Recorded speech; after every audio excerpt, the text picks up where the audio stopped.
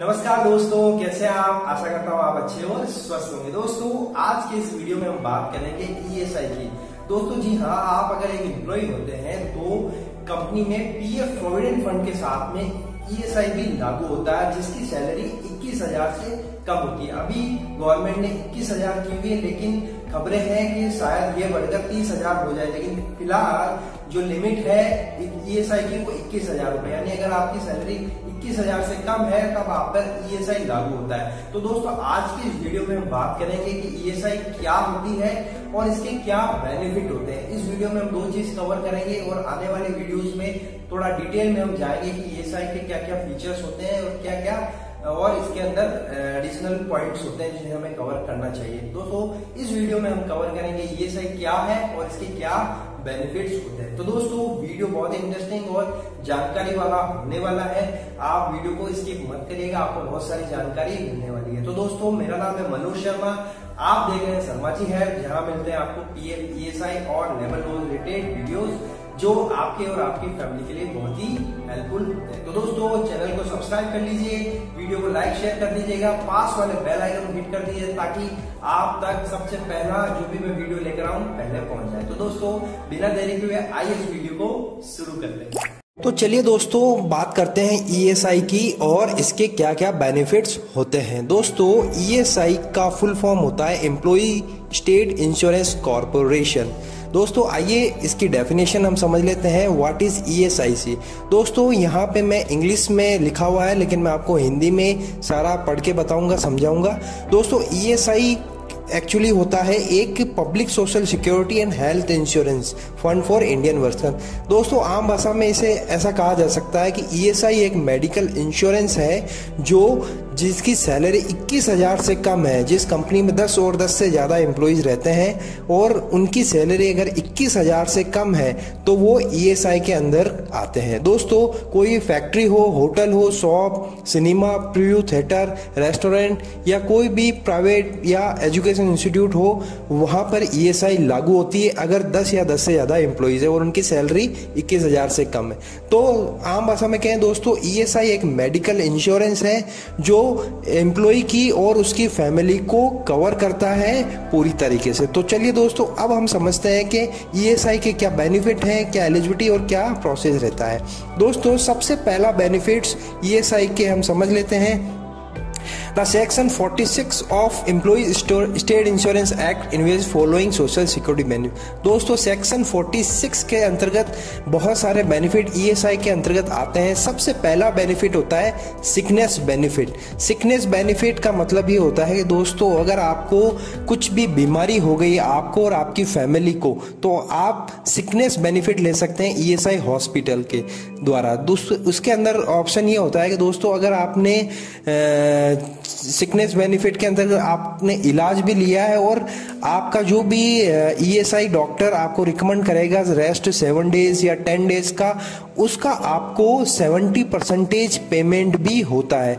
जो आपकी last 3 month की जो बेस एवरेज पेबल होता है आपका, उसका एवरेज का 70% आपको जो भी आपको डॉक्टर एडवाइस करता है रेस्ट पीरियड का, उसका आपको 70% मिलता है और वो अप टू 91 डेज होता है, यानी 91 दिनों तक आपको डॉक्टर एडवाइस कर सकता है, रिकमेंड कर सकता है और उसका आपको जो भी आपकी सैलरी उसका लास्ट 3 मंथ का एवरेज का 70% आपको पे आउट होता है। दोस्तों इसके लिए एलिजिबिलिटी है कि आपको कम से कम जो लास्ट कंट्रीब्यूशन पीरियड रहा है लास्ट 6 मंथ में, उसमें 78 डेज आपका फुलफिल होना चाहिए।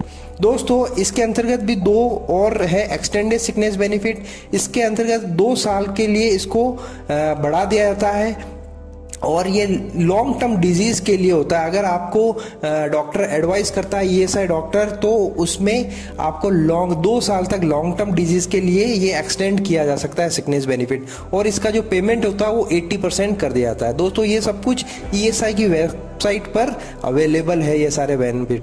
दूसरा है इनहेंस सिकनेस बेनिफिट। इसके अंतर्गत अगर कुछ गंभीर बीमारी होती है उसमें आपको 7 या 14 दिन जो भी 7 दिन मेल के लिए और 14 दिन फीमेल वर्कर्स के लिए जो भी डॉक्टर एडवाइस करता है उसको आपका full wages enhance sickness benefit के अंतर्गत मिलता है।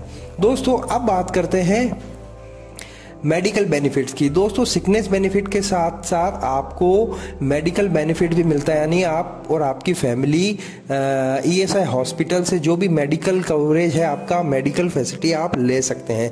उसके अंतर्गत कोई सीलिंग नहीं है, कोई एक्सपेंडिचर ट्रीटमेंट नहीं होता है। जो भी बीमारी का खर्चा होता है आप या आपकी फैमिली का, वो सारा ईएसआई हॉस्पिटल के द्वारा बॉन्ड किया जाता है। दोस्तों इसके अंतर्गत एक और ऑप्शन है कि अगर आप रिटायर्ड हो चुके हैं और आपका परमानेंटली कोई डिसेबल्ड हो गया है, तब उसके बाद भी आप और आपकी स्पाउस 120 रुपए का एनुअल चार्ज भरकर रिटायरमेंट या परमानेंट डिसेबल के बाद में भी मेडिकल बेनिफिट आप ईएसआई हॉस्पिटल से ले सकते हैं।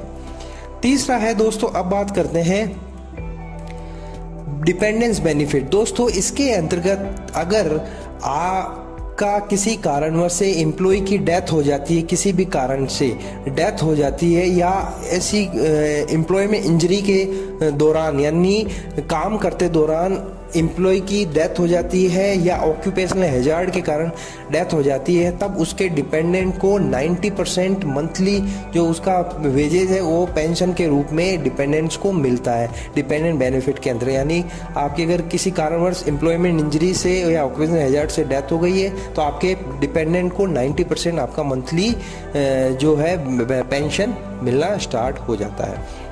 चौथा है दोस्तों डिसेबल बेनिफिट। डिसेबल बेनिफिट के अंतर्गत अगर किसी भी कारण से आपका कोई डिसेबल नहीं हो जाता है, इसके अंतर्गत दो आते हैं, टेम्परेरी डिसेबलमेंट और परमानेंट डिसेबलमेंट। टेम्परेरी में अगर आपका किसी भी कारण से आप एक इंश्योरेंस एम्प्लॉयमेंट में है, आप ईएसआई के अंतर्गत आते हैं, तो आपको टेम्परेरी डिसेबल के अंतर्गत 90% वेजेस पेबल और लॉन्ग एज डिसेबिलिटी कंटिन्यूज। जब तक आपकी डिसेबिलिटी रहती है तब तक आपको 90% जो भी आपका वेजेस है उसका आपको पेमेंट होता है जब तक आपकी डिसेबिलिटी रहती है। दूसरा आता है परमानेंट डिसेबिलिटी। अगर दोस्तों किसी कारणवश से आपको परमानेंट डिसेबिलिटी हो गई है और आपकी अर्निंग कैपेसिटी अब नहीं रही है, वो मेडिकल जो डॉक्टर होता है वो सर्टिफाइड कर देता है कि इस कारण से एम्प्लॉय की अब एबिलिटी नहीं रही है अर्निंग करने की, तब आपको 90% of wages for monthly payment आपको जो भी आपकी कैपेसिटी लॉस हुई उसके हिसाब से आपको परमानेंट डिसेबिलिटी के अंतर्गत ये बेनिफिट मिल जाता है। अब बात करते हैं ईएसआई के थ्रू मैटरनिटी बेनिफिट। दोस्तों जो वुमेन एम्प्लॉयज़ होती है, फीमेल एम्प्लॉय होती है, उनके लिए लागू होता है। और जैसा कि अब मैटरनिटी बेनिफिट में अमेंडमेंट हुआ है, 26 वीक्स जो अब लागू हो चुका है वुमेन एम्प्लॉय पे, तो 26 वीक्स का जो मैटरनिटी बेनिफिट है वो ईएसआई के थ्रू एक वुमेन एम्प्लॉय को मिलता है अगर उसकी सैलरी 21,000 से कम है। और जो medical advice at the rate of full wage subject to contribution of 70 days in the preceding 2 contribution. लेकिन इसके लिए शर्त यह है कि कम से कम 70 दिन का जो है लास्ट 2 कंट्रीब्यूशन पीरियड में एक वुमेन एम्प्लॉय ने वर्क किया हो, तभी उसके लिए ये एलिजिबल होती है। और जो भी मैटरनिटी एक्ट लागू होता है वो ईएसआई हॉस्पिटल से इसका बेनिफिट मिल जाता है। अब बात करते हैं दोस्तों अदर बेनिफिट। अदर बेनिफिट में आता है सबसे पहले फर्नल एक्सपेंसेस। दोस्तों 15,000 रुपये आप डिपेंडेंट को मिलते हैं अगर किसी कारणवश से एक एम्प्लॉय की मृत्यु हो जाती है, तो उसके जो भी क्रियाक्रम में खर्चा आता है उसका 15,000 रुपये फर्नल एक्सपेंस के रूप में ईएसआई के द्वारा दिया जाता है। दूसरा है कन्फाइनमेंट एक्सपेंस बेनिफिट। दोस्तों ये एक वुमेन एम्प्लॉय या उस वुमेन एम्प्लॉय के हस्बैंड को मिलता है उस जगह पर जहां पर ईएसआई की मेडिकल फैसिलिटी अवेलेबल नहीं है। ये अप टू 2 प्रेगनेंसी के अंतर्गत ये कवर करता है। और अभी इसका जो अमाउंट है वो 5,000 है, लेकिन ये हो सकता है आगे आने वाले समय में इसको बढ़ाकर 7,500 किया जा सकता है, लेकिन अभी तक इस पर कोई फाइनल डिसीजन नहीं आया। अभी फिलहाल 5,000 रुपये है जहां पर ईएसआई की मेडिकल फैसिलिटी अवेलेबल नहीं होती है और वुमेन एम्प्लॉय की प्रेगनेंसी होती है, उसका जो भी खर्चा होता है उसके लिए 5,000 रुपये अभी लागू किया हुआ है। तो ये दोस्तों कन्फाइंड एंड एक्सपेंस बेनिफिट में आता है। अब बात कर लेते हैं दोस्तों इसके अलावा कुछ और बेनिफिट हैं जो एडिशनली ईएसआई देती है।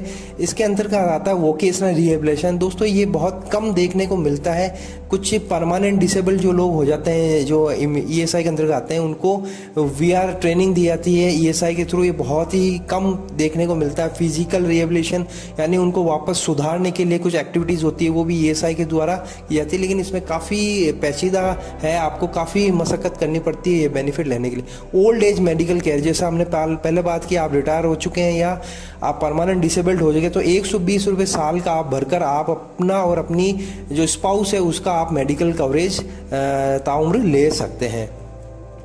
इसके अलावा भी कुछ और बेनिफिट होते हैं जो टेम्परेरी बेस पे ये लागू किया जाता है ईएसआई के थ्रू। एक है जो राजीव गांधी श्रमिक कल्याण योजना, ये दोस्तों चली आ रही है 2005 से। इसके अंतर्गत अगर किसी कारण से फैक्ट्री बंद हो गई है या रिटेंचमेंट हुआ है या परमानेंट इनवैलिडिटी हो गई है किसी कारणवश से, तो आपको इसका जो है वो कवरेज मिलता है। इसके अंतर्गत सबसे पहले है कि benefit can be sought for numerous pairs, तो आप कितनी भी बार भी अनएम्प्लॉयमेंट का आप जो है अप्लाई कर सकते हैं, लेकिन वो मिनिमम 1 मंथ का होना चाहिए। दूसरा है दोस्तों unemployment benefit is not combined with other, अगर आप अनएम्प्लॉयमेंट बेनिफिट ले रहे हैं राजीव गांधी श्रमिक कल्याण योजना के अंतर्गत, तो आप दूसरा बेनिफिट नहीं ले सकते, चाहे वो सिकनेस हो या मैटरनिटी, आप केवल अनएम्प्लॉयमेंट बेनिफिट ही ले सकते हैं। Unemployment allowance equal to 50% wage of maximum period of up to 2 years, आप 2 साल तक इसका लाभ ले सकते हैं, वो 50% वेज होता है। लेकिन ये दोस्तों जैसा मैंने पहले कहा, बहुत कम ये फैसिलिटी अवेल की जाती है एम्प्लॉय द्वारा, क्योंकि ज़्यादा अवेयरनेस नहीं है और इसका जो प्रोसेस होता है वो काफ़ी लेंदी होता है, काफ़ी आपको डॉक्यूमेंटेशन करना पड़ता है, काफ़ी आपको प्रूफ शो करना पड़ता है ईएसआई में, तभी जाके ये बेनिफिट मिलता है। दोस्तों मेडिकल केयर और self family ESI also depends on I, अगर आप अनएम्प्लॉयड तो आपको और आपकी फैमिली को मेडिकल एम्प्लॉयमेंट भी, मेडिकल फैसिलिटी भी मिल जाती है। वोकेशनल ट्रेनिंग की हमने बात कर ही ली है। तो दोस्तों ये राजीव गांधी श्रम कल्याण योजना के अंदर अनएम्प्लॉयमेंट होने की स्थिति में आपको ये बेनिफिट मिलते हैं, लेकिन इसके लिए आपको काफ़ी मशक्कत करनी पड़ सकती है।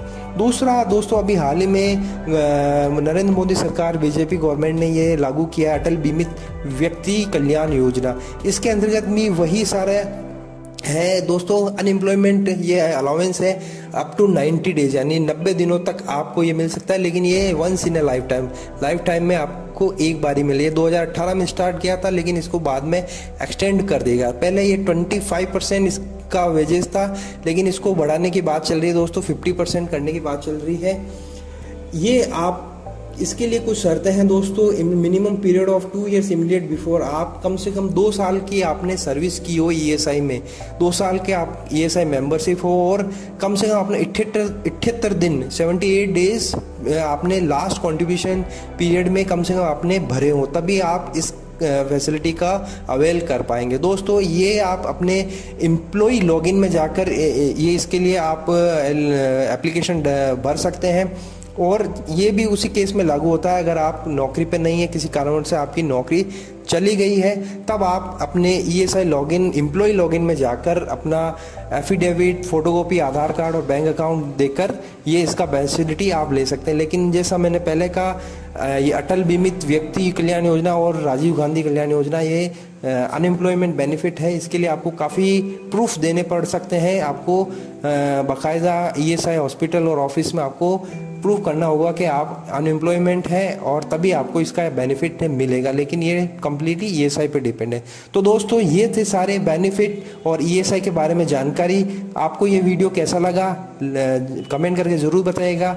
वीडियो अच्छा लगे तो लाइक एंड शेयर कर दीजिएगा, और चैनल पर नए हैं तो प्लीज़ सब्सक्राइब कर दीजिए और पास वाले बेल आइकन को हिट कर दीजिए, ताकि आप तक सबसे पहला जो भी वीडियो मैं लेकर आऊँ आप तक पहुँच जाए। तो दोस्तों फिर मिलते हैं, तब तक अपना ध्यान रखिएगा। Thank you very much.